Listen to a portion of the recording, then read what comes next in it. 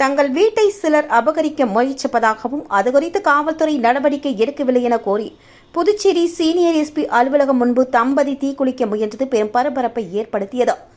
புதுச்சேரி அடுத்த பில்லையனூர் மங்கலம் வடக்கு தெருவை சேர்ந்தவர் ஜனார்த்தனன், இவரது மனைவி சாந்தி. இவர்கள் கடந்த 35 ஆண்டுகளாக வசித்து வருகின்றனர். அதே பகுதியை சேர்ந்த சிலர் அவர்கள் வசிக்கும் வீட்டுக்கு உரிமை கொண்டாடி அபகரிக்க முயல்வதாக கூறப்படுகிறது.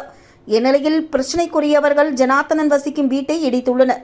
இதுகுறித்து அவர் வில்லியனூர் மற்றும் மங்கலம் காவல் நிலையத்தில் புகார் அளித்துள்ளார்.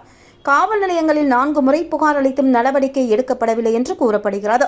இதனை அடுத்து ஜனார்த்தனன் மற்றும் அவரது மனைவி உள்ளிட்டோர் புகார் அளிக்க புதுச்சேரியில் உள்ள காவல் டிஜிபி அலுவலகத்திற்கு வந்தனர். ஆனால் அங்கு அவர்களை அனுமதிக்கவில்லை. இதனால் உருளையன்பேட்டையில் உள்ள முதுநிலை காவல் கண்காணிப்பாளர் அலுவலகம் முன்பாக வந்து ஜனார்த்தனன் திடீரென உடலில் பெட்ரோல் ஊற்றிக்கொண்டு தீக்குளிக்க முயன்றார். உடனடியாக அங்கிருந்த காவலர்கள் அவர்களை பிடித்து தீக்குளிப்பு முயற்சியை தடுத்தனர். இதனையடுத்து தம்பதி இருவரிடமும் முதுநிலை காவல் கண்காணிப்பாளர் நாரா சைதன்யா விசாரணை நடத்தினார். பின்பு உரிய நடவடிக்கை எடுப்பதாக கூறி அனுப்பி வைத்தார்.